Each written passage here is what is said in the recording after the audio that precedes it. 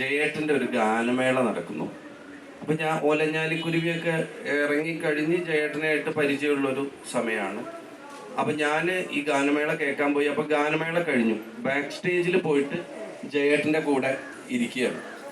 ഇരുന്നപ്പോൾ ഒരാൾ വന്നു. ഈ ഗുരുവായൂരൊക്കെ ദേവസ്വത്തിൽ ജോലിയുള്ള ആളാണെന്നോ, ഈ ത്രികോണം പോലെ മുണ്ടൊക്കെ ഇട്ടിട്ടാണ് ഒരാൾ വരുന്നത്. അയാളുടെ ബാക്കിൽ നല്ല വെളുത്ത ഏതാണ്ട് 6 അടി ഉയരത്തിൽ ചുകന്നിട്ട് ഇങ്ങനെ വലിയ ജുബയൊക്കെ ഇട്ടിട്ട് അതിലിങ്ങനെ ഓടക്കുഴൽ വിളിച്ച് നിൽക്കുന്ന ശ്രീകൃഷ്ണനൊക്കെ ഒരു സൈഡിലായിട്ട് ഒരാൾ വരുന്നുണ്ട് ബാക്കിൽ. അപ്പോൾ ഈ ഫ്രണ്ടിലുള്ള ആൾ ആദ്യം തന്നെ, ഫ്രണ്ടിലുള്ള ആള് ഈ ബാക്കിലുള്ള ആള് ജയേട്ടന്റെ ആരാധകനാ. അയാളെ ജയേട്ടന് പരിചയപ്പെടുത്താം, എനിക്ക് ജയേട്ടനെ അറിയാം, ഞാൻ പരിചയപ്പെടുത്താന്ന് പറഞ്ഞിട്ടാണ് വരുന്നത്. ഫ്രണ്ടിലുള്ള ആള് വന്നു. അപ്പൊ അന്ന് ജയേട്ടൻ ഇങ്ങനെ കൊമ്പമ്മീശയൊക്കെ വെച്ചിട്ടുള്ളൊരു ഇതാണ്. അപ്പൊ ഇങ്ങനെ ഇരിക്കുകയാണ് ജയേട്ടൻ എന്തോ സാധനം നോക്കിയിട്ട്. അപ്പൊ ഇയാൾ എന്നിട്ട് ഭയങ്കര പരിചയമുള്ള പോലെ ഇയാൾ. അപ്പൊ ഞാൻ തൊട്ടടുത്തിരുന്ന് കാണാം. എന്താ ഏട്ടാ ഒരു കൊമ്പമീശയൊക്കെ വെച്ചിട്ടുണ്ടല്ലോ എന്ന് ചോദിച്ചു. ഉടൻ തന്നെ, തന്റെ മുഖത്തൊന്നല്ലോ എന്റെ മുഖത്തല്ലേ. അതോട് കൂടിയിട്ട് അപ്പൊ ഇയാളൊന്നും ഇതായി. ഒരു അല്ല, ഞാനേ ഇയാള് ജയേട്ടന്റെ ഭയങ്കര ഫാനാ, ഇയാളെ പരിചയപ്പെടുത്താൻ വേണ്ടി വന്നതാണെന്നു. അതിന് തന്നെ എനിക്ക് പരിചയമില്ല, പിന്നെ താൻ എങ്ങനെ വേറെ ആളെ പരിചയപ്പെടുത്തുക. ഇത് കഴിഞ്ഞോട് കൂടിയിട്ട് ബാക്കിൽ നിൽക്കുന്ന ആൾക്ക് മനസ്സിലായി ഇയാളെ വെച്ചിട്ട് എന്റെ വണ്ടി മുന്നോട്ട് പോയില്ല. ഇയാള് ഫ്രണ്ടിലേക്ക് വന്നിട്ട് നമ്മൾ ഈ പ്രപ്പോസൊക്കെ ചെയ്യുമ്പോ മറ്റിങ്ങനെ ഇങ്ങനെ മുട്ടുകുത്തി നിന്നിട്ട് കൊടുക്കില്ലേ, അങ്ങനെ ജയേട്ടന്റെ മുമ്പിൽ ഇങ്ങനെ മുട്ടുകുത്തി നിന്നിട്ട് പറഞ്ഞു, ചേട്ടാ ഞാൻ ചേട്ടൻ ഭയങ്കര ഫാനാണ് ചേട്ടാ, എല്ലാ പാട്ടും ചേട്ടൻ്റെ എല്ലാ പാട്ടും എൻ്റെ കയ്യിലുണ്ട്, ഞാനും വൈഫും ദിവസവും കേൾക്കും ചേട്ടാ എന്ന് പറഞ്ഞു. വീണ്ടും പുസ്തകത്തിലേക്ക് നോക്കുകയാണ്, മൈൻഡ് ചെയ്യുന്നില്ല. അല്ല സത്യമായിട്ടും ചേട്ടാ, എനിക്ക് ജയേട്ടൻ്റെ പാട്ടുകളാണ് ഏറ്റവും ഇഷ്ടം, രാവിലെ തൊട്ട് വൈകുന്നേരം വരെ എൻ്റെ കൊച്ചു കൂടി അതാ പാടുന്നത് ഇപ്പോഴും. ചേട്ടാ ഇന്ത്യയിലെ അല്ല ലോകത്തിലെ ഏറ്റവും വലിയ ഗായകൻ ചേട്ടാ തന്തപ്പൊട്ടനെ. അപ്പോ ഇയാള് സത്യമായിട്ട് ചേട്ടാ എനിക്ക് ഉറപ്പാ ഈ ലോകത്തിലെ ഏറ്റവും വലിയ ഗായകൻ ചേട്ടനാണ്.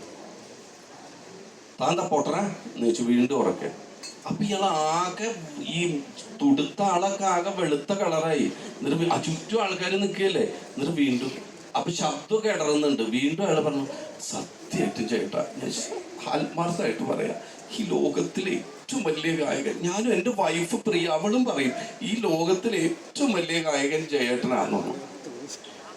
അതല്ലേ ചോദിച്ചത്, താൻ തുറ പൊട്ടന, ഈ ലോകത്തില് മുഹമ്മദ് റാഫി, സുശീലാമ്മ, ജാനകിയമ്മ ഇങ്ങനെ കുറെ പാട്ടുകാരുണ്ട്, അവരെയൊക്കെ പോയിട്ട് കേക്ക് എന്ന് പറഞ്ഞു. ഇതൊരു ഗായകൻ ഒരിക്കലും പറയില്ല. പിന്നീട് ഒരു ദിവസം ഞാൻ ജയേട്ടനോട് വെച്ചപ്പോ പറഞ്ഞു, അതേ ഞാന് അത്ര വലിയ ഗായകനൊന്നുമല്ല, പക്ഷേ ഞാന് ഈ ലോകത്തിലെ 1-ാം നമ്പർ ആസ്വാദകനാണ്.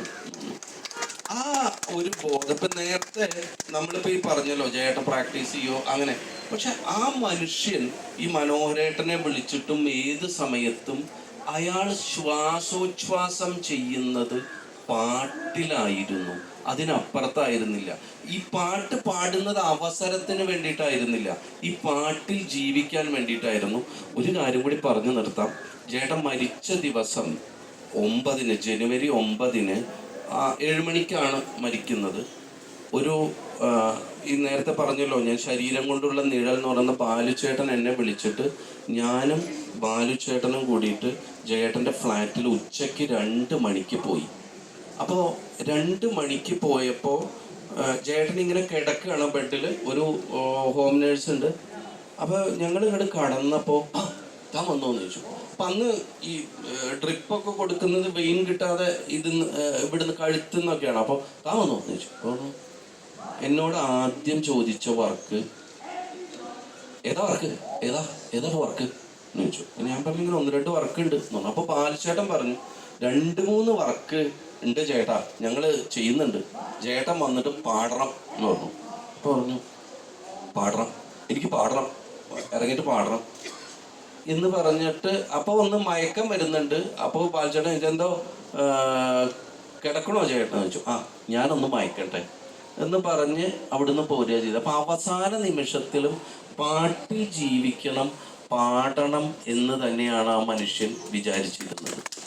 അപ്പോൾ ഈ പാട്ടിൽ ശ്വാസോച്ഛ്വാസം ആദ്യം മുതൽ അവസാനം വരെ ഒരേ ശബ്ദത്തിൽ, ഒരേ വികാരത്തിൽ, ഒരേ ഭാവത്തിൽ പാട്ടിൽ ലയിച്ച, അത് തൻ്റെ പാട്ടിലല്ല, തൻ്റെ പാട്ടിനെ പറ്റി ഒരാളോടും ഒരു സമയത്തും പറയില്ല, മറ്റുള്ളവൻ്റെ പാട്ടിനെ പറ്റി മാത്രമാണ് അദ്ദേഹം സംസാരിച്ചിരുന്നത്.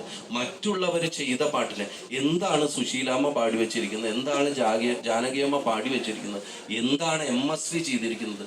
റഫി എന്ന് പറഞ്ഞ ആ മനുഷ്യൻ കരയും, ദേവരാജൻ മാഷ് എന്ന് പറഞ്ഞാൽ ബഹുമാനം കൊണ്ട് ഇതാവും, സുശീലാമ്മ എന്ന് പറഞ്ഞാൽ രോമാഞ്ചപ്പെടും.